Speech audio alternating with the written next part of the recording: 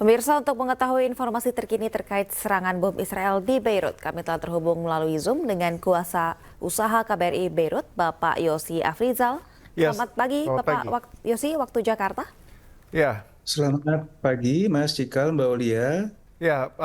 Pak Yosi, ini kan pekan ini Beirut diguncang 3 serangan sekaligus ya dari Israel, dari bom pager, kemudian walkie-talkie, kemudian juga ada serangan udara pada hari Sabtu. Ini bisa disampaikan kepada kami kondisi terkini, Pak Yosi, di sana seperti apa? Baik, jadi mungkin dalam beberapa waktu belakangan ini intensitasnya itu memunculkan kekhawatiran akan eskalasi yang makin meluas. Kita ingat sebelum serangan di Beirut, itu pada 17-18 September ada serangan dengan meledakkan perangkat-perangkat nirkabel yang korbannya sampai lebih dari 3.000 orang. Kemudian terbunuhnya juga Komandan Operasi Militer Hizbullah, ini Komandan Pasukan Elit, Ibrahim Akil, yang ini juga merupakan serangan ketiga kalinya yang terjadi di Beirut di tahun ini. Nah, tentunya berbagai kondisi-kondisi ini akan memunculkan dorongan untuk Hizbullah melakukan retaliasi. Nah, sementara itu serangan-serangan itu juga dibarengi dengan peningkatan pertempuran di sekitar perbatasan Lebanon-Israel. Di Sabtu kemarin, 21 September, itu Israel membombardir beberapa lokasi di Lebanon Selatan lebih dari 100 serangan udara. Sementara Hizbullah membalas dengan menembakkan ya sedikitnya 90 roket ke wilayah Israel bagian utara.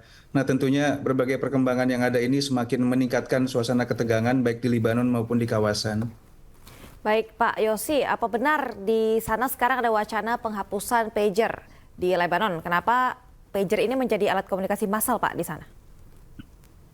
Baik, mungkin salah satu alasan menggunakan pager adalah dari awal tahun sebenarnya kelompok Hizbullah itu sudah mulai menghimbau para anggotanya untuk tidak menggunakan pager karena di Tengarai memang pasukan Israel sendiri melalui pasukan cybernya itu sudah bisa meretas masuk ke dalam jaringan seluler.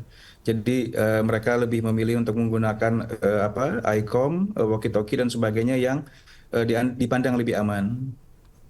Oke, kalau kita bicara WNI, Pak Yosi, ini kan ada sekitar 147 WNI di Lebanon, koreksi kalau saya salah. Apakah ada rencana memang evakuasi massal ini setelah ledakan bom besar pada hari Sabtu ini, Pak Yosi? Baik, jadi memang status siaga 1 itu kita sudah tetapkan sejak 4 Agustus 2024 dan bertahap kita lakukan evakuasi. Sejauh ini sudah 25 orang dievakuasi dan per saat ini Mas Cikal, kita catat aktual masih terdapat 152 warga Indonesia di Libanon yang kita pantau semuanya dalam kondisi baik. Rata-rata itu seperti apa kondisinya, Pak, untuk yang ratusan WNI ini? Baik, kita monitor konsentrasi terbesar ada di Beirut, kemudian juga ada di Tripoli di bagian utara yang sejauh ini kondisinya semuanya dalam kondisi baik. Mayoritas kalau di Tripoli itu pelajar, kemudian di Beirut itu campur, ada pekerja, juga ada warga negara kita yang menikah dengan warga negara setempat. Baik, Pak, berarti tidak ada korban jiwa maupun luka untuk yang WNI di Beirut di sana ya, Pak? Alhamdulillah tidak ada yang menjadi korban. Oke, kalau misalnya kita bicara mengenai kondisi di negara atau di Beirut sendiri ya, atau secara keseluruhan, apakah memang sudah terbiasa untuk memitigasi masalah-masalah seperti ini atau memang sebetulnya masih kalau secara mitigasi masih harus ada hal-hal yang dipersiapkan secara matang lagi, Pak Yosi? Baik, jadi selain kita memang menghimbau warga kita untuk evakuasi, pada saat ini kondisi masih kita relatif mudah kita bilang, masih ada penerbangan komersial juga. Tentu kita sudah menyiapkan berbagai rencana, berbagai opsi alternatif apabila terjadi kedaruratan yang parah sekali. Kita menyiapkan beberapa moda dan juga rute untuk evakuasi warga tentu kita siapkan. Tapi harapan kami tentunya agar warga kita bersedia dievakuasi saat ini, saat evakuasi masih relatif mudah. Oke, untuk komunikasi yang berjalan dari pemerintah Indonesia melalui KBRI dengan pemerintah setempat seperti apa terakhir yang bisa Anda sampaikan, Pak Yosi?